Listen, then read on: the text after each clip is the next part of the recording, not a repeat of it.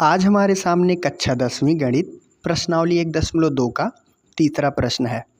इस तीसरे प्रश्न में कहा गया है कि सिद्ध कीजिए कि निम्नलिखित संख्याएं अपरिमेय हैं।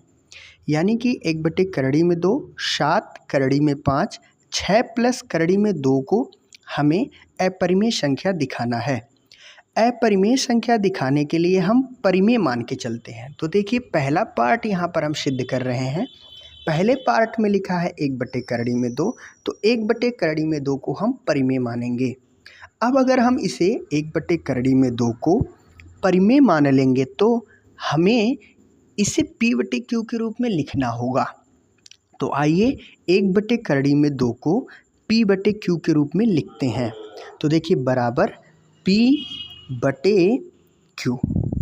अब अगर यहाँ P/Q हो गया तो यहाँ हमें ये जानना है कि आखिर ये P और ये Q है क्या। तो ये P और Q एक सहअभाज्य पूर्णांक हैं। तो ये सहअभाज्य पूर्णांक क्या होते हैं, थोड़ा सा इसके बारे में जान लेते हैं।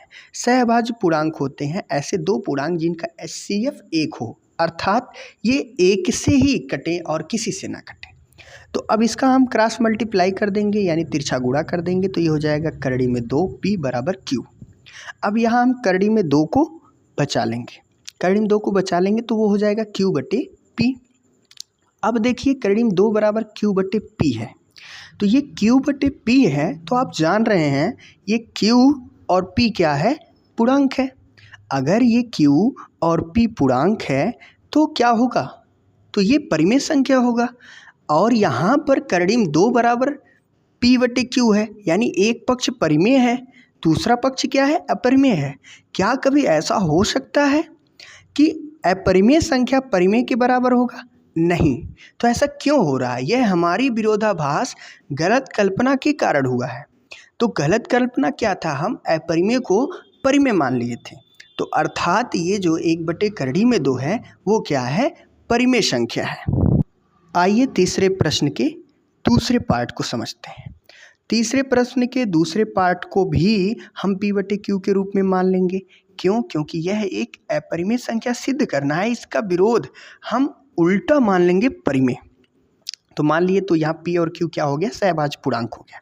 तो अब यहाँ करड़ी में 5 को अकेले बचा लेंगे तो 7 को पक्षांतर करेंगे, 7 बटे में चल जाएगा। तो हमारे पास क्या आ जाएगा, P/7Q। फिर से वही बात, यहाँ पर P और Q क्या है, P और Q पूर्णांक है, तो इसीलिए P/7Q क्या होगा, ये परिमेय संख्या होगा। लेकिन करड़ी में 5 जो है वो क्या है, अपरिमेय संख्या है। क्या कभी करड़ी में 5 और ये P/7Q है, तो ये एक तरफ क्या है, परिमेय है, एक तरफ अपरिमेय है। क्या परिमेय अपरिमेय के बराबर हो सकता है? सीधे सीधे गलत है। तो ये गलत क्यों है, यह विरोधाभास हमारी गलत कल्पना के कारण हुआ है। अतः 7 करड़ी में 5 अपरिमेय संख्या है। आइए अब इसी प्रश्न के तीसरे पार्ट को समझते हैं अगले पेज पे। तो तीसरे पार्ट में क्या है, 6 प्लस करड़ी में 2।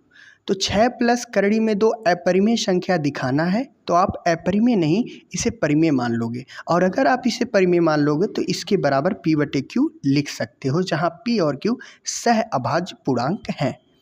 अब देखिए, यहाँ आप करड़ी में 2 को बचा लीजिए, 6 को पक्षांतर कर दीजिए। तो अगर ये 6 प्लस में है, इधर आएगा तो ये 6 माइनस में हो जाएगा। तो P/Q और ये माइनस का हो जाएगा क्या, 6।